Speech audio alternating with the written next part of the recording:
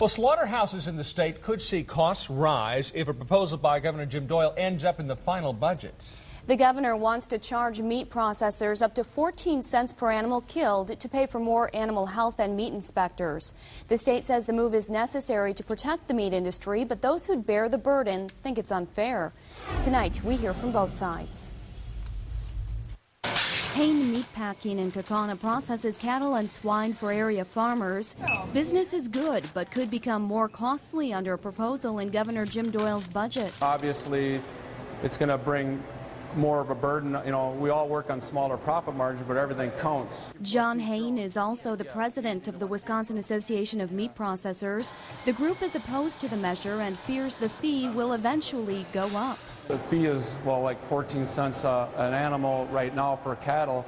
We thought, well, is that fee going to increase every year? You know, so we're concerned about the fees being increased once it's on the books. The State Department of Agriculture says the purpose behind the fees is to control outbreaks of animal disease and food contamination. Wisconsin's the #2 dairy state and the #9 cattle and livestock state in the United States, yet we have substantially fewer animal health resource staff available to work with the industry than neighboring states. Deputy Secretary Randy Romansky says the slaughter fees would bring in $750,000 to the state.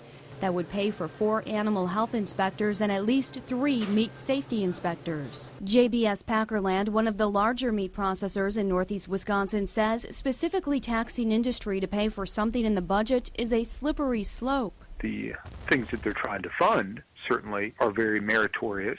Animal health programs are very important, but they benefit all of society, and therefore they should come out of the general funds. Meat processors, big and small, say ultimately farmers and consumers will bear the additional costs from the slaughter fees. Certainly, you try to absorb what you can, but you know, you do have to, obviously, at some point, pass it on to the consumer.